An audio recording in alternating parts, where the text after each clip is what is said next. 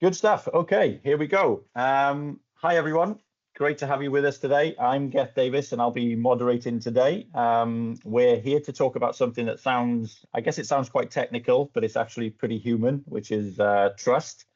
And I suppose in the age of AI, trust doesn't come from, one magic control. It comes from, how well you connect things like identity, data security, and governance into sort of one joined up operating model. So especially as AI agents start taking actions, not just drafting text, for example. This is going to be a conversation. It's not 3 mini keynotes. I'm going to nudge us to keep it practical. I'll probably interrupt occasionally in the name of time. And I'll also invite the panel to jump in at the appropriate time to give us their perspective, which is going to be the interesting part of today, really, with all of this. 3 different perspectives: organizational, technology, and legal and compliance. If you've got any questions as an audience as we go, please drop them in the chat. If it's something that's really relevant to that point in the conversation, I may pull it in. And I will get our panel members to introduce themselves in a second. I'm not just letting them hang. When we get our first question, I'll let them introduce them as well. So just before we get going, let's just remind ourselves for new audience members who Cloud Essentials are. Cloud Essentials are a long-standing and dedicated Microsoft 365 partner. We specialize in the area of enterprise information management, so helping organizations mature their approach in areas like, reducing the risk profile of your content in M365, migrating and managing that content cost effectively, and then ultimately opening up the value in that content so you can surface it to your business advantage. And that's especially relevant in today's AI landscape. We also cover multiple other areas where we have a team of experts, including things like complex migration projects, backup and storage optimization expertise. We have expertise around Azure architecture, Power Platform application development, and we also delve into the world of e-discovery as well. So please feel free to follow up with us on any of those topical areas.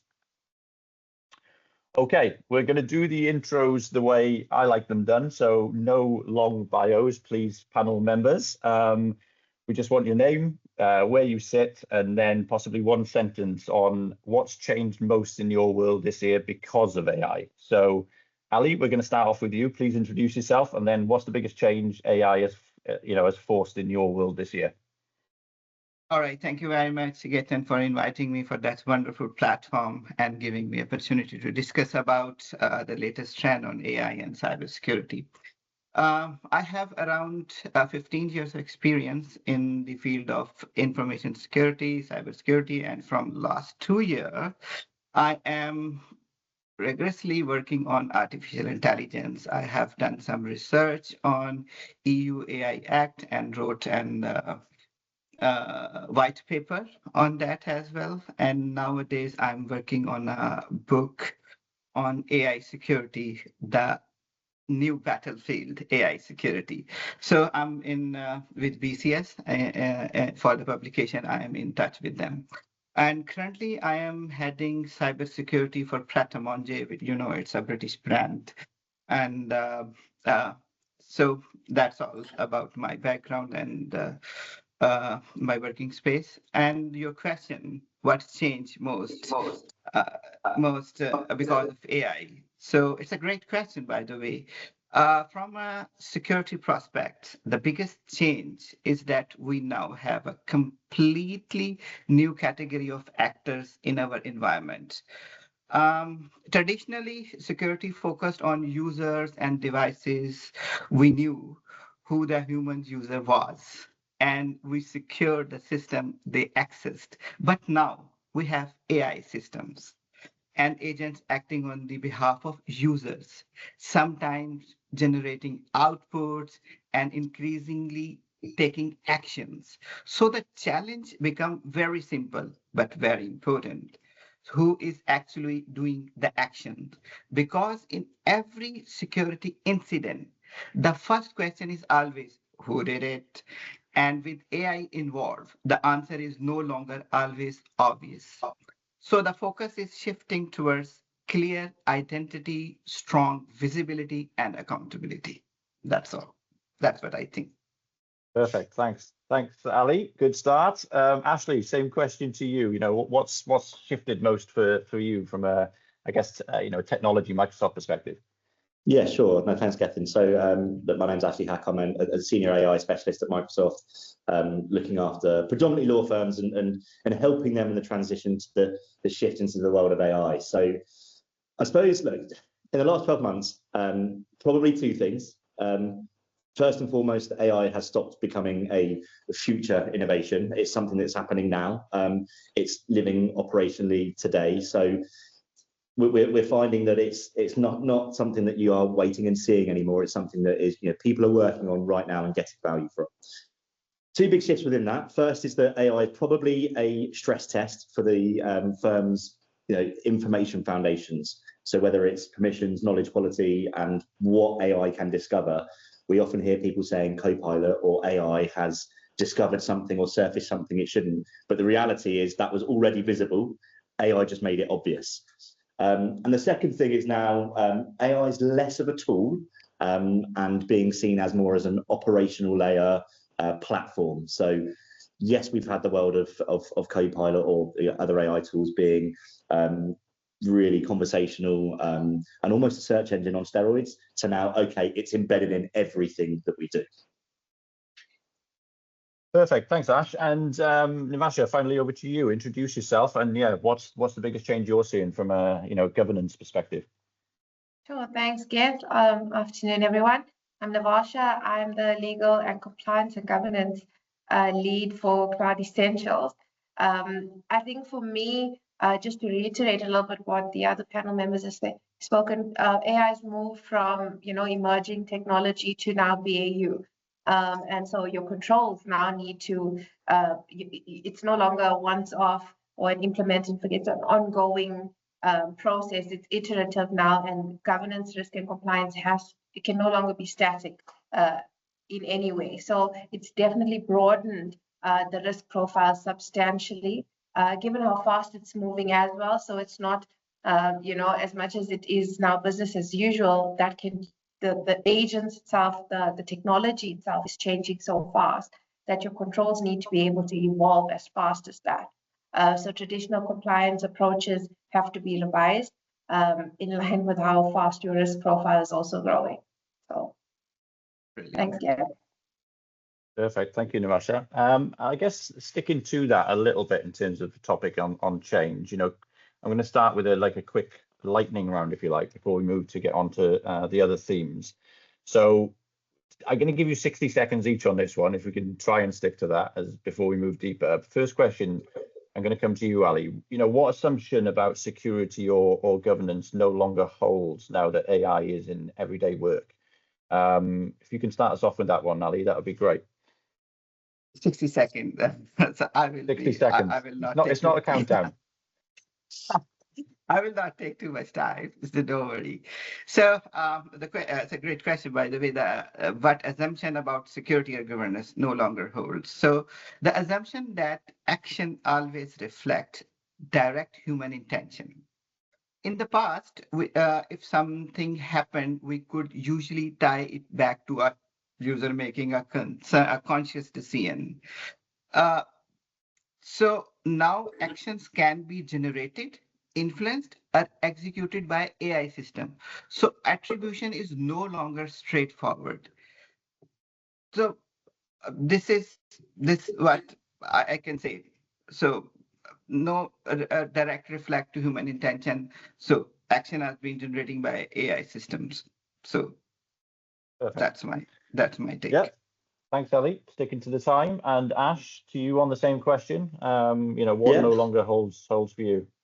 I suppose for me, it's probably that the assumption that governance can be static so that it can stay the same.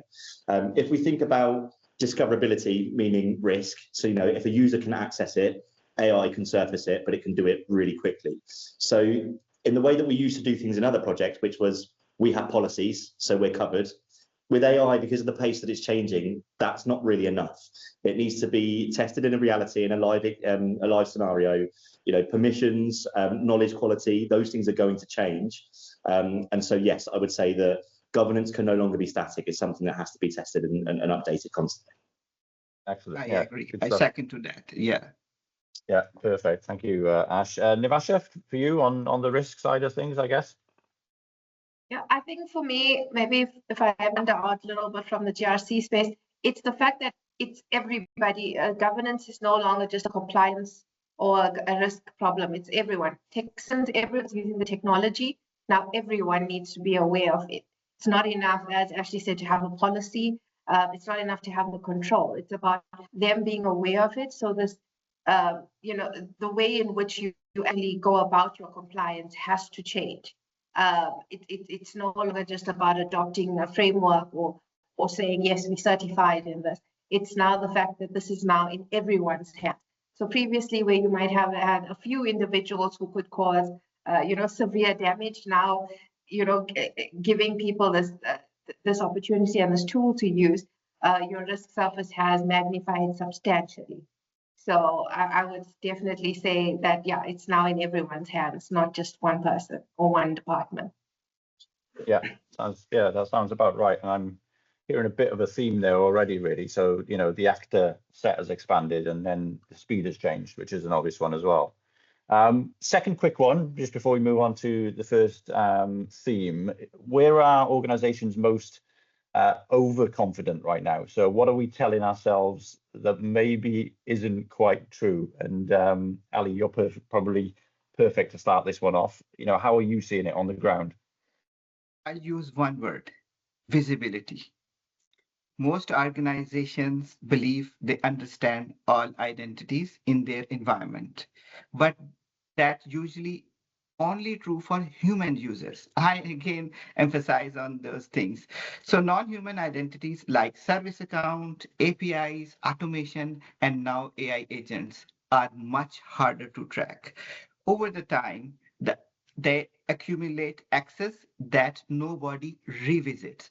So the blind spot isn't always the attacker. It's often legitimate identities that still have access. So my answer is visibility. Yeah, perfect, Ali. Thanks. And Ash, translate that into controls. Is there an example of what you would put in place for all this? Yeah, do you know? I actually feel like when overconfidence is a lot of the time is in the controls that we have today, something that already exists. So when I speak to firms and we talk around things like shadow AI, and they say, oh, okay, well, we may well block it, and we know that then we feel that we're covered. But the reality is, if users are already using AI, which a lot of research shows that it is, if it's not happening in your own governed boundary, it's happening outside it. So the question then becomes, are we going to control it and allow people to use AI, or is it going to happen outside of our controls? Because it's probably happening anyway. So look, I think the best way to do it is offer people a safe and easy default route to using AI, and something then that you can manage at the same time. So less blocking, more allowing, but just managing it. Yeah, perfect. And Nivasha, over to you. How do you make that, I guess, stick as a sustainable way of working? So I'm going to talk about this later on, I'm sure, because whenever we talk data governance, I always talk about the importance of, the different functions working together. But not only does that mean you get better controls, but you also get better user education. And I think not understanding, so like the risks around. So I think as compliance and even IT professionals, we talk about things like shadow AI and various bad actors, etc. But how much do the users actually understand about that? How do they know what to trust? So I definitely think there is some weaknesses around user education within organizations right now, just because, as we said, it's not always malicious. It could also be, unintentional, or just a matter of what Ali said earlier around a legitimate, process or a legitimate system having access, but that just was left uncontrolled or unsupervised, and that can come down to education. And also, obviously, the ultimate controls and responsibilities around it. So I definitely think more education around that is something that needs to be looked at. Yeah. Perfect. Okay, great. Thanks for that, team. I'm going to move on to the next slide. That was a good, strong start, quick fire round, sticking to your time just about, I think. So we're going to expand on that a little bit now. Let's start with identity, because if agents can take action, the first question becomes, who is actually doing the thing? That's my technical term. How do we know? So Ali, starting us off on this one, when AI agents start taking actions, from an organization perspective, what's your biggest concern about, who's acting and whether it's doing what you intended it to do in the first place? When AI agents start taking actions, and my concern. All right. I will repeat the same thing again. My biggest concern are attribution and control. In traditional system, we can usually trace an action back to a specific user or account. But as AI agents become part of workflow, the clarity starts to blur. During an investigation, during an investigation, we need to quickly understand few questions. Was this a human, an automated process, or an AI agent? Large organizations already have much non-human identities. We can say service account, integration, script, etc. If we add AI agents on top of it, it becomes much harder to understand who or what is acting. So this is my biggest concern: attribution and control. Yeah, perfect. Again, that's a nice bridge over to you, Ash. If that's kind of the reality from an organizational perspective, I suppose, help us with, what good looks like without turning maybe into a tool tour as such, but how should people think about, non-human identity, for example, and agent identity? Sure, genuinely, they need to treat agents like digital employees. So they still need a real identity. They need an owner, a life cycle. They need an audit trail. So the model needs to be if an agent can act autonomously or on behalf of another user, they need to have that identity so that you are able to register, govern, and even disable them if you need to. So look, treat them as a digital employee is probably the key thing. Okay, and what does least privilege mean for agents in practice as well, Ash? Yeah, so basically stripping back, right? Stripping back everything that they have access to. So whether that means that an agent is only looking at a specific data set, that they have, scoped, time-bound and reviewable access, so that it's not something that is ongoing and, is an account or an agent that has access to something forever. So with Copilot, obviously, look, we have graphs, so we can use, we have those scopes. And again, having the ability to limit who can invoke those and also then run that sort of periodic access so that permissions don't quietly sprawl out into things that we don't want to. And then just sticking to the technology side of it, if you could implement, one identity control this quarter, for example, maybe the one with the highest ROI, what would that be? I would have an agent registry. So create an agent registry inside your business so that you know all of the agents that you have. Every agent has to have mandatory ownership, so someone owns that, and you have to have a ruling around kill switches. So if you cannot answer, what agents exist inside your business, who owns them, what they can access, and how we can switch them off, that's something that I would go and do today. Okay, cool. Thanks, Ash. Nivasha, so I guess building on a couple of things that Ali and Ash have both said there, take that and I suppose bring it back down to earth for us.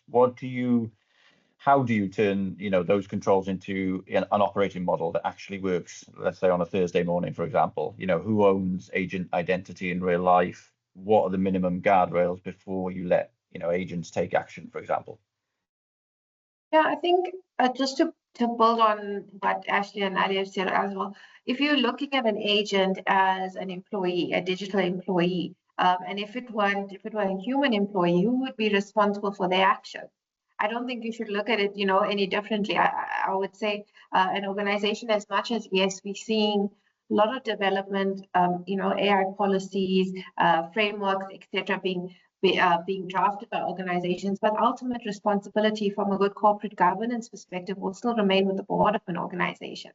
So I think it's if we're taking that top level view, there's no way to sort of pass off ownership and accountability towards specific functions. This will remain with the organization as a whole, and at that high level. And that's why ensuring accountability, as Ali said, having that visibility around your agents, ensuring proper registration, assignment, and then obviously touching on the principle of least privilege to make sure minimum access is granted is really important. So if I look at again, to just say minimum, if I look at some of the minimum guardrails, because we can talk about some of the controls at length, but things like authentication, activity logging, and then obviously employing this principle of least privilege is really, really important. And it's also about building on the existing good data governance principles that you should have and extending that.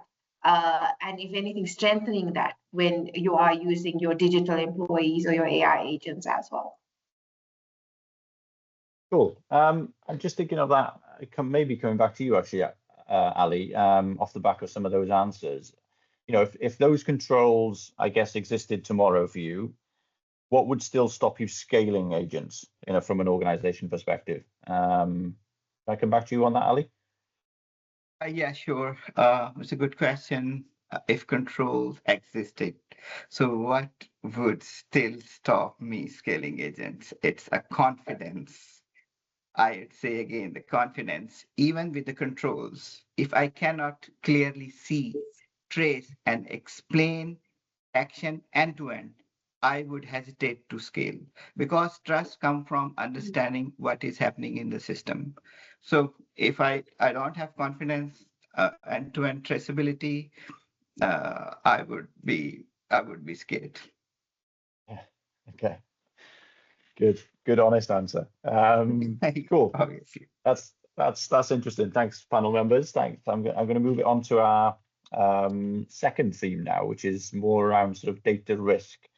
And I'm going to start it off with some numbers to begin with. So this is from Cyber News survey in the US back in September last year. And I think it probably expands on something that Ash mentioned at the start, actually, in his opening around the use that's already going on in organizations. We've probably all heard the term shadow AI by now. So some of these numbers, so 59% of employees use AI tools that their employer has not approved. 75% of employees who use unapproved AI tools share possibly sensitive information with them. 89% of employees understand the risks associated with AI tools, and then 23% of employers don't have any kind of policy related to AI use at work. I'd be interested to know from the audience, if you've got any comments on that, and you want to make any of those statistics or get some feedback on any of those statistics, please drop some comments in the chat. It'd be interesting to hear. But like I said, we'll move on. They were just some numbers to start with, but we'll move on to the topic of data, because most issues don't start with a movie villain attacker, for example. They start with well-meaning people moving a bit faster. So I'm putting a bit of a scenario for our panel members on the screen. So imagine someone uses AI to draft a customer email, for example. It pulls context from emails, chats, documents, maybe even a connector. The question is, where does this go wrong, and what does wrong even look like? Is it oversharing? Is it hallucinations? Is it sensitive data leakage? The wrong person getting the right answer? There's lots of questions around it. So Ali, maybe to you first again. In the real world, this is probably something that you're dealing with day in, day out, I imagine. What kind of Correct. data risk? Yeah, Yeah. Please go ahead. Please complete your question. Yeah. Actually, I wanted to give some comments on the statistics you shared. So, please. Let's complete your question first. Well, I was just gonna ask, what kind of data risk are you seeing most often, and why that is. But if you want to comment on the numbers first and then answer the question, go with that. For me, those numbers are very optimistic, and somebody was very careful while managing those statistics in reality. But I'm not sure about what's happening in North America market. But if we see a global level, these numbers are more worse than the presented here. So I'm scared about this, but maybe I'm wrong. So let's come back to your question. Where does this go wrong in everyday works? This was the question. Correct me if I'm wrong. Yeah, exactly. Where does this goes wrong in every? Yeah. In reality, most issues don't come from malicious actors. This we understand. They came from well-meaning employees trying to work faster. People use AI to summarize documents, draft emails, and analyze data, but those prompts often include internal or sensitive information. So AI accelerates how quickly data moves within an organization. That creates new risk around how data is shared and used. Yeah, perfect. Thanks, Ali. Ash, coming to you next then on that, how do you, building on it, how do you reduce that risk without making, everyone feel like they're working with a handbrake on? Because I guess, a lot of these users want to make use out of AI. They want to, there's a lot of employees I'm talking to when I'm talking to organizations that are asking for access and then maybe being denied that access.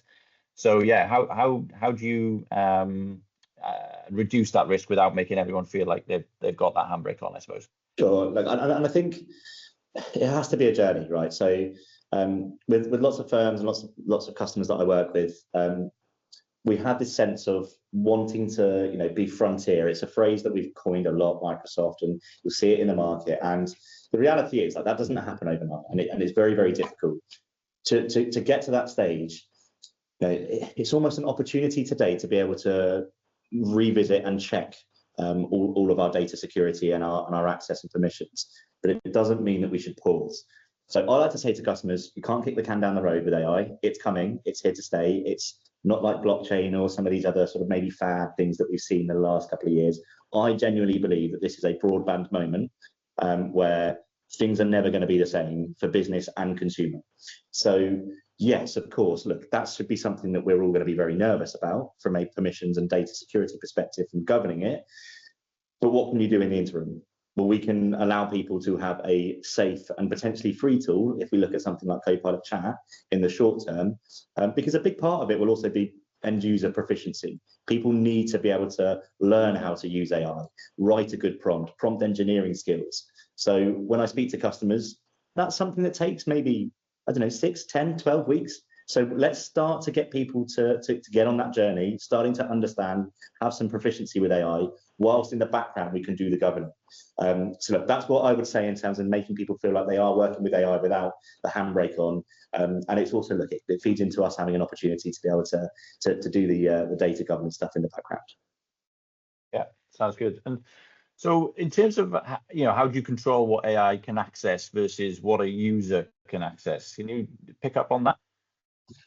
Sure. So look, AI really, it should only ever really be able to see what that user can see. So you have permissions and then you have scope as your two levers. Permissions are the baseline, i.e., AI should never exceed that. But equally, scope also matters as well for what they can see. So if I think about 3 things in terms of data security and what a user can see versus AI can see, it should be these 3 things. So firstly is that AI will respect the access. So it should only ever return what me as a user can see. The second thing is around labels and DLP. So we can extend that protection into AI interactions as well, so that maybe that sensitive content is harder to accidentally pull into prompts or into outputs. And then the third thing is monitoring, right? Ali's talked about it numerous times today so far. You need the visibility into what our users are doing from risky prompts, oversharing patterns, and what's actually feeding the AI. So we can control that with essentially the access that it's given, labeling in documentation, and so that you're then able to monitor it afterwards. Yeah, okay. And then in terms of, like we mentioned it already, it's not always malicious intent with all of this. So, it's accidental. So how do you prevent accidental oversharing in everyday usage as well? Yeah, cool. Goes back to that label-driven stuff again. So if I think about, Purview as a Microsoft tool as an example, if I'm labeling my documentations correctly, if a file or email has that sensitivity labeling, then there are protections around whether AI can return it. DLP can also restrict Copilot processing of labeling content. So it's not just about surfacing it back to me and me giving me a file. It's actually being able to read what's in that and surface information through it. So yeah, look, we've seen plenty of things in the news with some big organizations. It's a very, very famous one with Samsung, where ChatGPT was being used and information was surfaced. So look, that's something that I would think about. You're going to prevent that happening by using the labeling in the tools that you probably already have today. It's just super important that you label them correctly. Yeah, perfect. And in terms of then building on that, where does automation help? So, where do you still need human oversight? We will still need it, won't we? Yes, no, of course. Look, and that's one big thing that also plays into the AI is not going to replace us, but someone who uses AI may well do. So look, automation is obviously great for that default enforcement.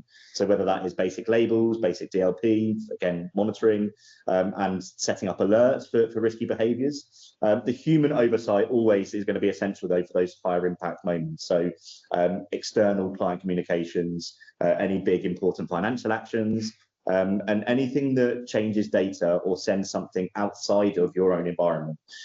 So look, we often talk about agents and AI being human-led because that's where you can keep the judgment and accountability to matter the most. Yeah, perfect. Okay, thanks, Ash. Coming to you on that then, Nivasha. Most organizations, they maybe some of the audience members today, they don't have perfect, classification and tidy data estates. What's the pragmatic starting point that actually moves the needle? So, who decides what data sources are allowed to feed AI tools, for example, or, how do you govern new tools and connectors appearing constantly? Yep, thanks, Ken. I think a lot of this we're saying across the questions just around ensuring that even with new data sources, etc., organizations now they also need to combine. So it's no longer one thing that can help. It's no longer just the technology or just the policies. You need to have that clear visibility, as we keep saying, but it's continuous control. So it's not enough to say, as of today, we have, these are the actors within the environment. It's continuous control of that. And then also, I suppose, just with my legal hat a little bit, just ensuring that there's this contractual clarity as well, or over what information is allowed to be fed into this model, and just keeping track of that. So if I even look at it from a data privacy perspective, because often when we do engage with clients, we'll say a lot of these controls you either have to put into place because of data privacy legislation already, like being able to track your sensitive data usage through classification, etc. So it's about building on that. And then in the same token now, when you're using AI, if you are opening up your data to new environments and maybe new processing, etc., that also needs to be mapped into your DPIAs or your DPAs, depending where you are, so that your organization knows what data is going into that AI system, and so that in the event of a breach, you're also able to track which system and where that might have occurred. So technical monitoring and logging is essential. And then obviously, just to talk a little bit about data classification, it's not a little bit, but it's obviously a very, very key process. And I understand not all organizations are able to categorize every piece of data. If they want to turn on generative AI tomorrow, and they want to go, or maybe not tomorrow, it's unrealistic, but soon, how do they fast track that process? So you need to look at your riskiest data first. What would hurt your organization the most if it was out tomorrow? And that's where you start with your classification. So I think most people are aware, and some pieces of legislation, again, if you look to privacy legislation, they talk to certain high-risk categories of data. So maybe work back from what might already exist. I always say guard against reinventing the wheel. So if you've already had to identify personal data, sensitive data, to how you could use some of that data in your data classification strategy as well.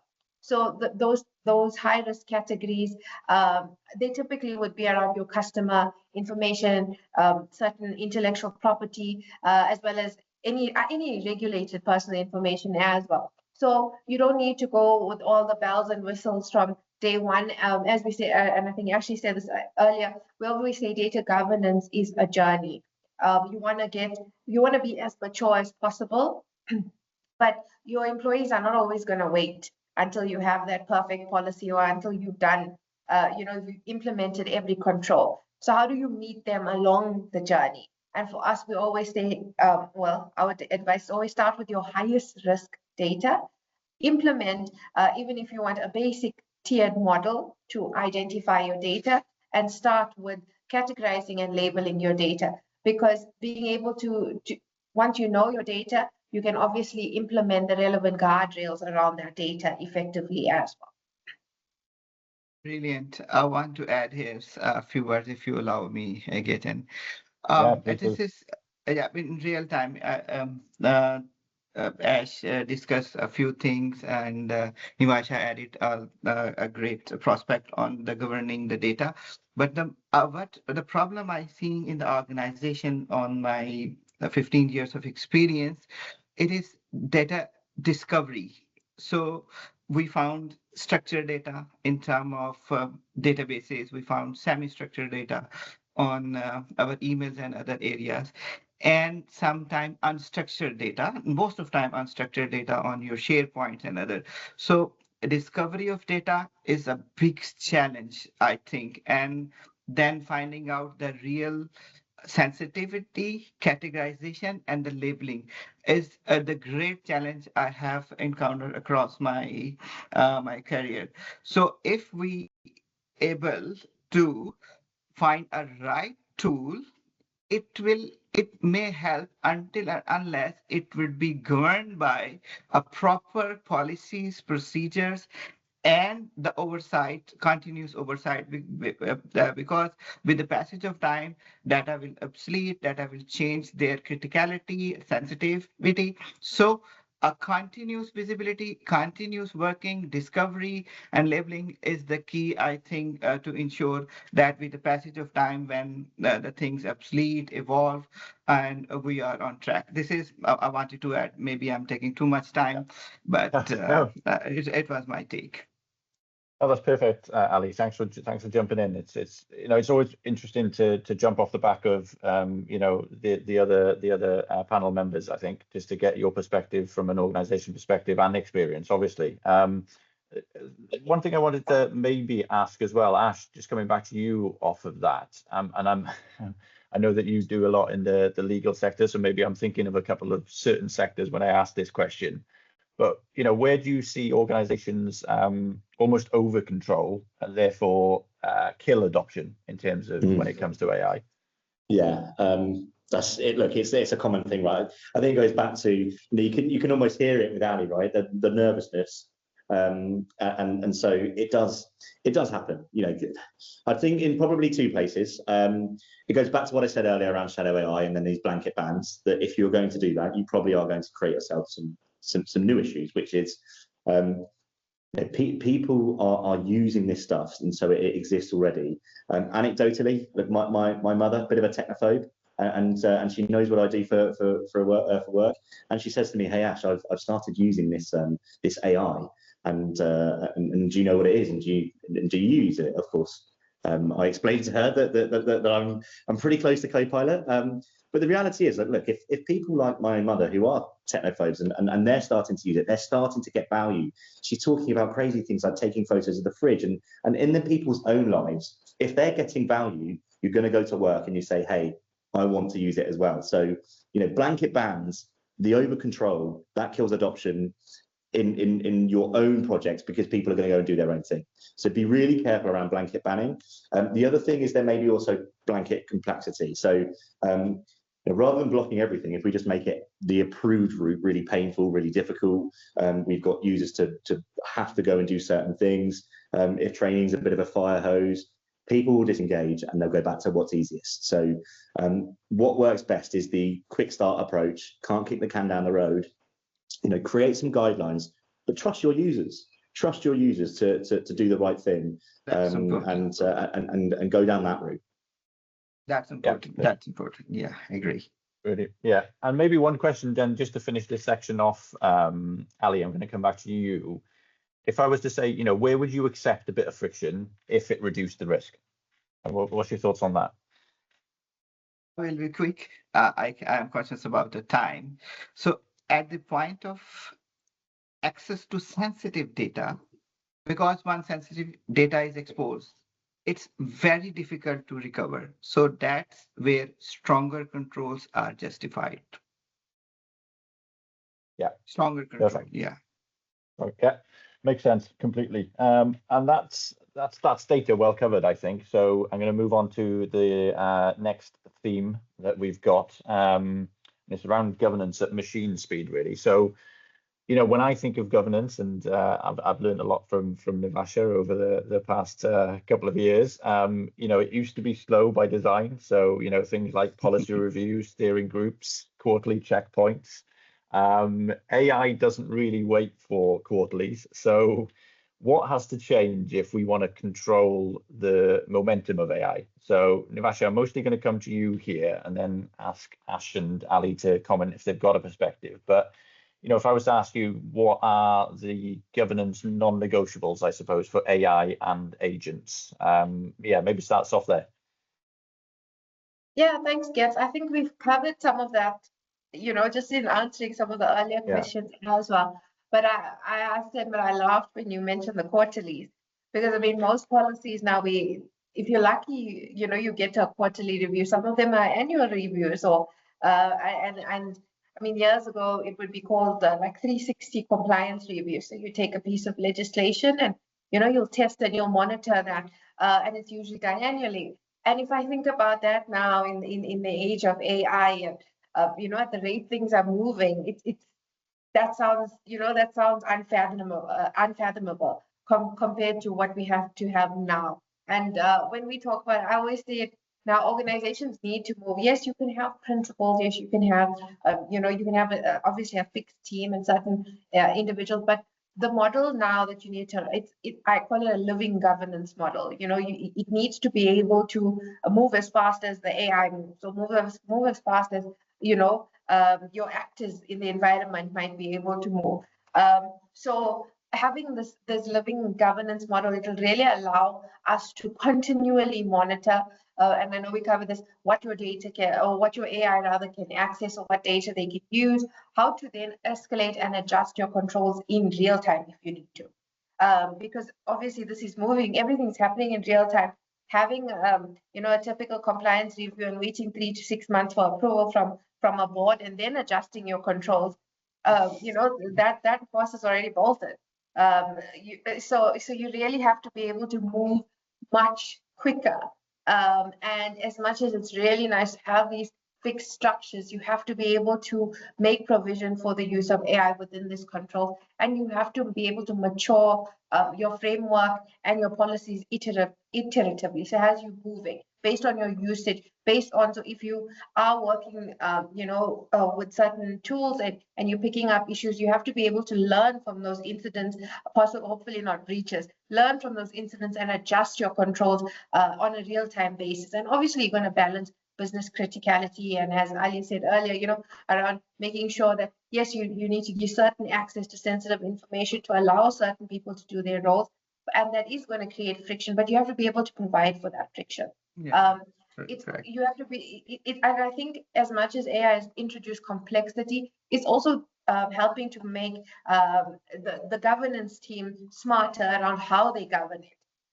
Because now this is all happening in front of you, it's unfolding in front of you. So your guardrails have to include, really robust controls that can move, and your processes have to follow that. So it means your governance and your compliance teams also have to be aware of the technology. They have to, it's no longer just a, yes, I approve your access. They have to understand how it actually works, what it does, and the segmentation around, okay, that's just, the IT person, he's going to switch this on or he'll grant you access. That's not enough.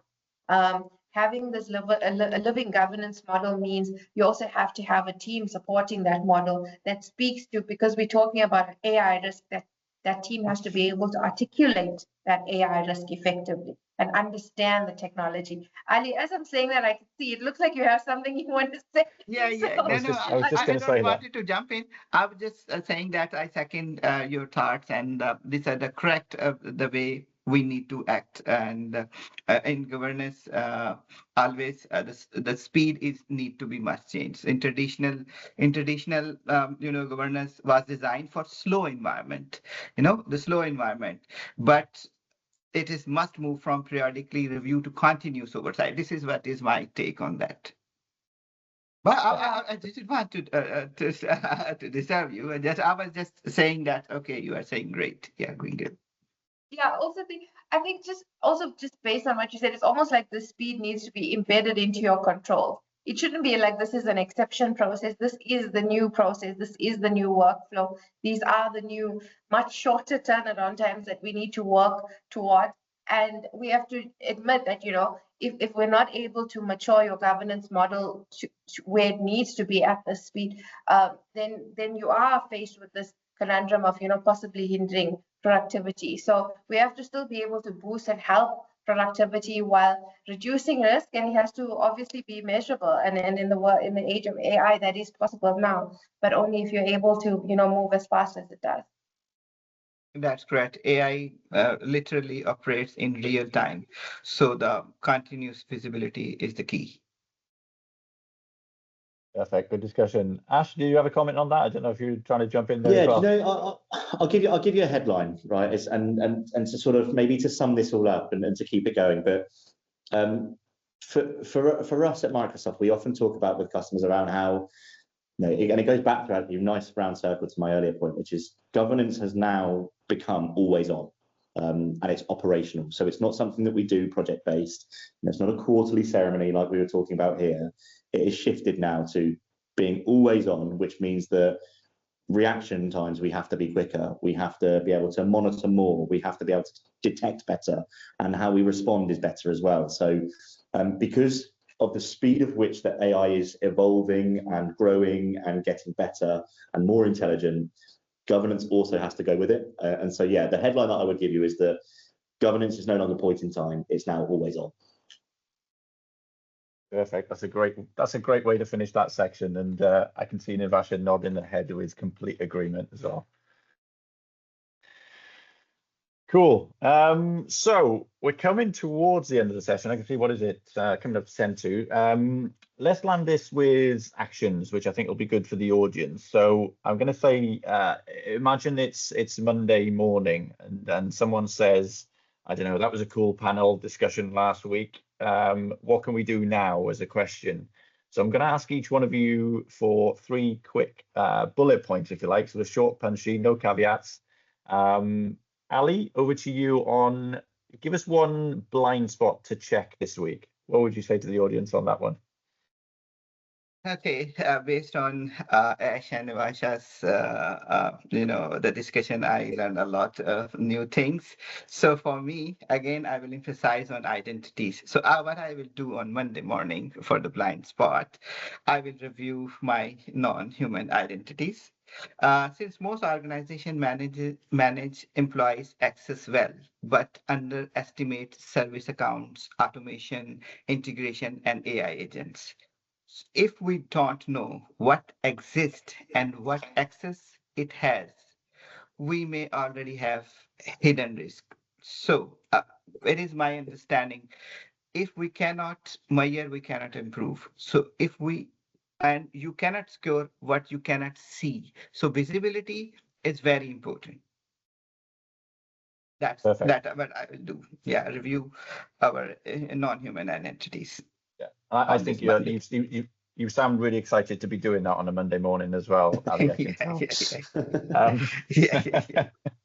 And then over to you, Ash. If I was to ask you sort of one practical control that builds trust quickly, what would you say to that? I think everyone should do this whenever they think about AI, even if you've already started your program or your project. Run a discoverability or an oversharing or a all-in security assessment. Do that check, because what we hear all the time is around Copilot maybe surfacing things that people didn't want. And the reality is, look, we've spoken about it today. Copilot doesn't invent access. It just replicates what it's got access to. So my one thing would be a very nice Monday morning job whilst you have your coffee is run a security assessment, find out where those holes are so that you can start to fix them. Perfect. Brilliant. Excellent. And Nivasha, for you on, obviously on governance, one governance move that unlocks everything else. For me, well, I think we already have this within our organization, but I think it's assembling a data governance panel. So if it doesn't exist within the organization, set that panel. Sorry, guys, I have 3. One is a bit tough for me. So I'm going to say assemble your panel and make sure that panel helps to set the data governance strategy that you'll ultimately work towards, and then just sort of combining Ashley and I's one, take stock of your people, process, and technology in order to support the strategy that you've now laid out. Lovely Nivasha, emails to get on a was- Monday morning. You've been identified. That's a busy Monday morning. Yeah. So, and Nivasha, my mic was mute during your comments. Just wanted to say I was not bothering. I was not trying to bother you this time. Don't worry. So does that mean you were trying to speak in the background, Ali, but you were just muted, or? Yeah. That's what I wanted to say. Oh, that's good stuff. That's perfect, and that's from all of you there, that's something for the audience to go away with. So that's really interesting. I guess if I was to try and give a big takeaway from my perspective, listening to all of what's been discussed today, I would say that trust isn't a product. It's knowing who's acting, controlling what data they can use, and having that governance that keeps pace, like we've said. So if you get those 3 sort of connected, you can move fast, and Ali can sleep at night, for example. And of course, I would say as well that Cloud Essentials as an organization, we can help you as an organization with all of that as well. So I'm going to say a big thank you at this point to our panel. It's been a great discussion. Ali, Ash, Nivasha, it's been a real pleasure to hear from you all. Those different perspectives, I think, would have definitely given the audience food for thought. Before we say goodbye, I've got one final question that I'm going to maybe allow you the opportunity to answer, and I'm going to give you 30 seconds each on this one, if you can, just because of time. Actually, we're doing okay for time. So tell us what you're busy with right now from, whether it's a personal or a work perspective, to almost reinforce or support some of the points that we've discussed today. Ali, I'm going to give you the floor first. Perhaps a closing line. As per my saying, the AI is transforming how organizations operate. But success will not come from using the most AI. It will come from building the most trustworthy system around it. That's what I want to say. And were you going to mention that book of yours, Ali, just as a closing comment? And about the book, actually, it's too early to discuss. It's not published yet, and I am in touch with BCS, the British Computer Society. And they are asking, a lot of questions. They are asking a lot of things because the AI is not maybe new to them, but AI security is new to them, and generative AI, agentic AI, a lot of things are being evolved. So I am in touch with them related to that book, and this book covers not only the AI, but their security and how to use that AI to counter AI-based attack, machine learning-based attack. So it's a double sword. double edge of a sword, AI. So at the same time you use it to crack, and same time you must have to use. So this book will guide you. It's a Bible. It gives you the full life cycle of from identification, detection, protection, and also the ethical and the legal aspect will also be discussed in this book. Perfect. Thanks, Ali. We'll look forward to seeing it. And Ash, over to you. Yeah, thanks, Captain. So I suppose for me, I've recently sort of authored a series of 5 articles that have been posted on LinkedIn. They're somewhat provocative. They are supposed to be. It's from learnings that I've had from a lot of the firms that I work with, who, frankly, I've made a lot of mistakes and are too cautious in some areas, maybe not cautious enough in other areas. And so I brought them together, and it's called The Uncomfortable Truths, which are a reality of things that we probably know are happening, but we don't want to accept, because AI projects are unique in how they work, and they're very different to other things that we've done. So look, go and have a read of them. Don't get too offended. They're supposed to be written like that so that you feel a little bit like you've got to go and change something in your own firm. And look, I'm on LinkedIn there. Take the QR code. I'd very much like to speak to anyone that wants to have a chat. Yeah, that's good, Ash. And I've read a few of those already and placed some comments on there. It definitely asks a few questions, which is really interesting. Nivasha, I'm going to come to you as well. Yeah, thanks, Gav. I think from our side, or from Cloud Essentials side, we're obviously always looking to enhance and entrench proper data governance principles into any of the technology deployments we might work on. So we've got a range of data governance offerings, but as I've been saying throughout all of this, none of that is static. So within our data governance services, we do things like we help clients with classification services, or creating data classification services or policy reviews. There's so many factors toward the advisory we do, but given the not even the new risks, the enhanced risks now around AI and what it's surfacing, we're always looking to look internally and how do we enhance our processes in a way that helps our clients stay up to date as well with their emerging risks. So every day we open our laptops, whether it's a Monday morning or any other day, and there's some new way to undermine our risk strategies. So I think for us, it's continually updating and enhancing our data governance advisory services that we provide to our clients. Perfect. Thanks, Nivasha. Thanks all. So next steps to finish us off, we're coming to the close. The panel have given you some pointers for Monday morning, which is great, but just as something practical, I suppose, to take away with you, we're going to share a quick self-assessment that you can use to understand where your organization stands on the foundations needed for safe, responsible AI.